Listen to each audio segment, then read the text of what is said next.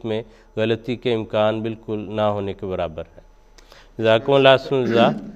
बड़ी ज़बरदस्त बात चूँकि चल रही है तो आपने भी शुरू जब की तो एक ख़ास बात जो हम रोज़मर्रा अपनी ज़िंदगी में मुलाज़ा करते हैं, मसलन नमाज़ें हैं, अगर बादल आए हों, सूरज नज़र ना आए, कई दिन ऐसा होता है सर्दियों में, लेकिन हम घड़ी का टाइम देख के फ़जर भी पढ़ लेते हैं, ज़ुहर भी, असर भी। हालांकि हदीस में तो ये आया ना कि इतना सूरज सूरज से पहले फ़जर पढ़नी है, इतना सूरज निकला हो तो ज़ुहर पढ़नी है, इतना निकला हो तो असर।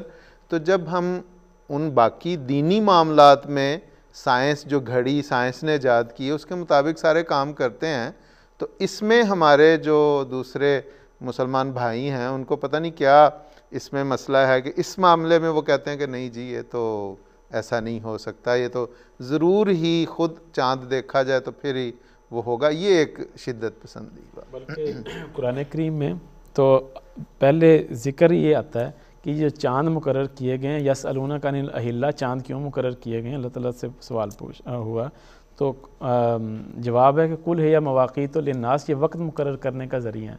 तो ये सारी चीज़ें अल्लाह ताला ने इस्लाम को साइंसी तरक्की देने के लिए, ताकि इंसान गौर करे और फिर उसके हिसाब से टाइम को डिसाइड करे, ये कुरान करीम से ये इस्तिदलाल होता है। तो इसलिए इन्हीं चीज़ों पे गौर करना ही असल मकसद है। और हदीस में जो जिक्र है कि अगर चाँद वाज़े तौर पे नज़र ना आए तो अंदाज़ा कर लो।